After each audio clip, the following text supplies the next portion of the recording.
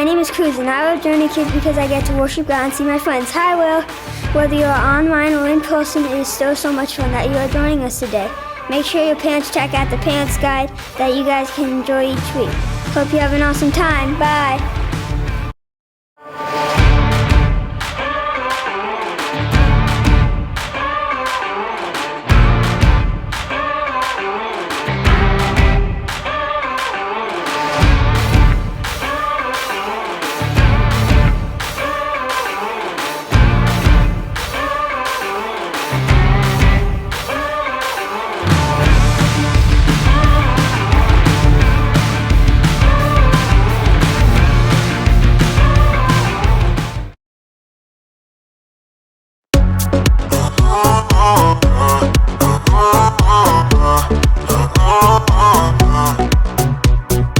Everything keeps telling me to quit and not go where I'm going.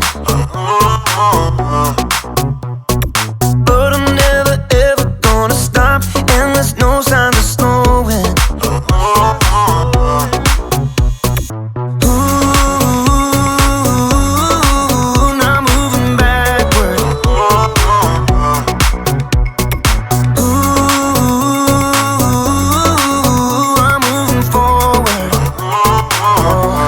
'Cause you give me the power to never give up. You give me your power and it's more than enough.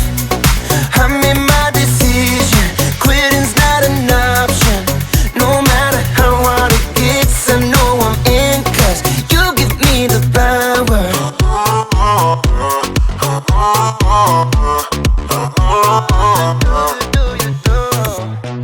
I'm committed to your plan, so I'll follow all of my days. Every day you give me strength to follow after your way. 'Cause you give me the power to never give up. You give me your power and it's more than enough. I made my decision, quitting's not an option. No matter how hard it gets, I know I'm in, 'cause you give me the power. Yeah, you give me the power. Ooh, now I'm moving backward. Ooh,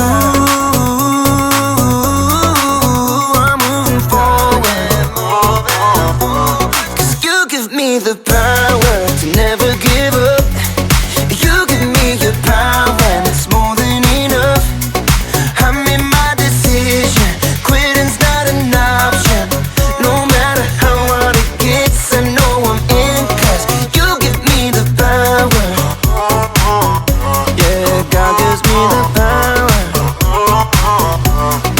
You give me the power.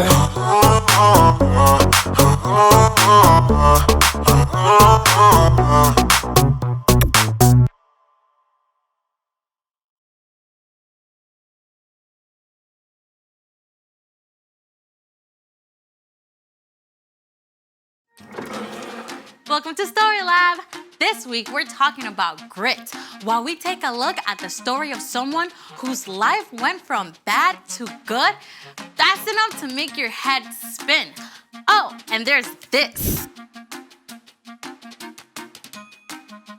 Here goes.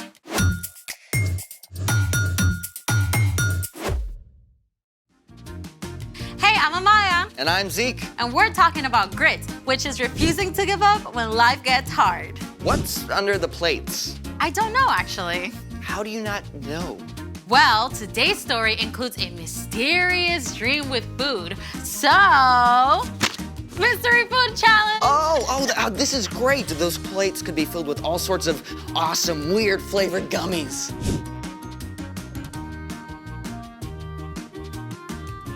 Well, I got my friend to set it up for us. You know what? Why don't you do the honors? Mystery vegetable challenge. The Mystery Vegetable Challenge. Oh, I have a bad feeling about this, all the way from my taste buds down to my stomach. Oh, come on. Vegetables can be tasty. Only with ranch dressing. Oh, do we get ranch? I don't know. Let me see. Okay, it says here that we each pick a dish, then we see who can finish eating whatever vegetable they get. I don't know. Come on, you can totally do this. Grit, remember? Can I cook mine with bacon? Just pick. Fine. Here goes.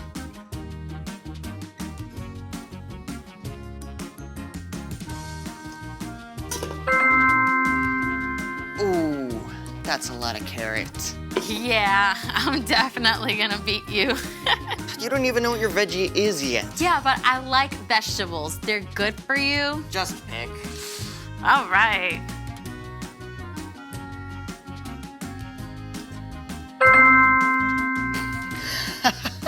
Yum. Yum. Oh, this is great. Let's go. You like vegetables, right? Yeah. On your marks. Get set. Go!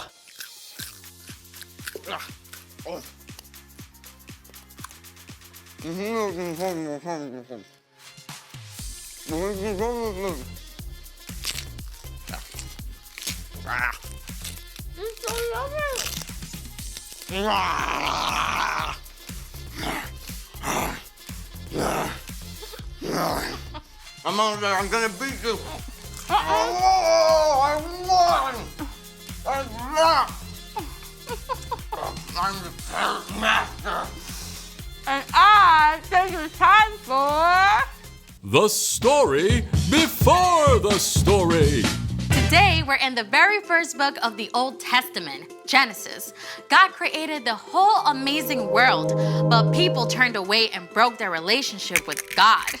Still, God had a plan. God called Abraham and Sarah and promised to bless the whole world through their family line. One of Abraham's great-grandkids, Joseph, was sold into slavery in Egypt by his own brothers and then thrown in prison even though he done nothing wrong. But even there, God was with him, and Joseph didn't give up. That's where our story starts. Take it away, Brian. Hey everyone! Well, we are at the bottom of the roller coaster in Joseph's life. Let's find out if it gets any better. During his time in prison, Joseph had interpreted the dream of Pharaoh's drink taster and asked the man to put in a good word for him, you remember? But the drink taster forgot until 2 years later when Pharaoh called his advisors together. I had 2 dreams last night. Who can tell me what they mean? No one could help Pharaoh until the drink taster, finally remembered Joseph. Pharaoh called for Joseph at once. Now, it must have been a serious shock to be pulled out of prison after so many years and marched straight into the palace. I've heard you can tell what dreams mean. Oh, I can't do it. But God will give the answer. I saw 7 fat cows come out of the river, but then 7 thin, ugly cows came up after and ate the fat cows. After that, I dreamed about 7 full heads of grain on a stem. 7 weak, thin heads grew up after them and swallowed up the 7 good heads. God has shown you what will happen. 7 good years with plenty of food are coming, but then 7 years without enough food will follow. Pharaoh should look for a wise, understanding man to take charge and store some of the food in the good years so there will be food to use later. God has made all this known to you. I'm putting you in charge of the whole land of Egypt. Think about it. It had been years from the time Joseph's brothers sold him until he was taken out of prison. And then, in a single morning, he was made second in command of the whole land of Egypt. Joseph traveled all over Egypt and helped to store up grain during the 7 plentiful years. And when the years of hunger began, Pharaoh sent everyone to Joseph to buy food. Now, the famine spread far beyond Egypt. It even reached into Canaan, where Joseph's father Jacob and Joseph's brothers lived. And they soon became desperate for something to eat. I've heard there's grain in Egypt. Go buy some for us so we won't die. Jacob would not let his youngest son, Benjamin, go. But the older 10 brothers made the long journey to Egypt and came before Joseph. Joseph's brothers bowed down to him, just as Joseph had dreamed about so long before. We've come to buy grain. We're hungry. Joseph recognized them, but they did not know who he was, so Joseph decided to test them. You're spies! No, we were 12 brothers, sons of one man in the land of Canaan. Our youngest brother is now with our father, and one brother is gone. Joseph continued to test his brothers. He ordered them to leave Simeon behind, return home, and come back with Benjamin as proof of their innocence. Joseph had their sacks filled with grain and sent them away. Along the way, the brothers discovered that their money had been returned. When they arrived home, they showed Jacob the grain and told him everything that had happened. We have to take Benjamin back with us. Joseph is gone. Simeon is gone. I won't let you take Benjamin. At first, Jacob refused to let Benjamin go, but soon, all the grain brought from Egypt was gone. Go back. Buy us a little more food. The man warned us we can't return without Benjamin. I promise to keep him safe. All right, but take gifts along. Take twice the money. May God cause this man to show you mercy. Once again, the brothers made the long trek to Egypt, this time with Benjamin. When they arrived, Joseph ordered that the brothers be taken to his own house, where a special meal was prepared. Is your father still living? He is alive and well. When Joseph heard that his father was still alive and saw his younger brother Benjamin, he was so moved, he left the room and wept. Then a short time later, at last, Joseph told his brothers who he was. I am your brother Joseph, the one you sold into Egypt. But don't be angry with yourselves. God sent me ahead of you to save many lives. Then Joseph hugged his brothers and wept. He forgave them. He told them to return to Canaan and bring Jacob and the rest of the families to live in Egypt where they would have enough food, and that's exactly what happened. Joseph's entire family packed up and traveled to Egypt. Joseph finally saw his father Jacob again. The whole family settled in a place called Goshen and had enough to eat through the rest of the famine. The end. That is epic. I mean, Joseph's brothers did something terrible. Yeah, but God flipped it upside down. God made sure that Joseph was in the right place at the right time with the power to save his whole family. Yeah, that's right. Jacob's family actually became the Israelites. And remember, God promised to bless the whole world through them. In fact, hundreds of years later, Jesus was born into Jacob's family line. Through the life and death and resurrection of Jesus, every single one of us can be forgiven. Phew. So, what's our part in the story? Well, Joseph held on through some difficult times, right? But all those hard pieces ended up leading to something amazing. So, we can look at how God worked in Joseph's story and trust that God is at work in our lives too. Oh yeah, absolutely. God is big enough and amazing enough to take something that seems awful and still work out a good ending. Like if you have to move away from your friends. Or maybe you get sick right before a big trip you've been super excited about. God can see the bigger story, even if we can't. God knows how things will be made right in the end. Yeah, we might just have to wait a little longer than we like. You know what? I think you two got it. See you next time. So here's the thing. Hold on, because there's a bigger story, and that can give you grit.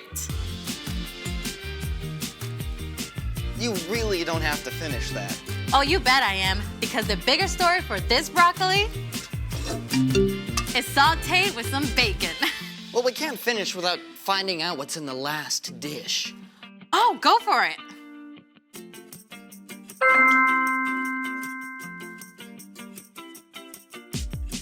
Seriously? Don't worry. I got this. Watch this. Impressive. Thanks for joining us in the Story Lab. See you next time.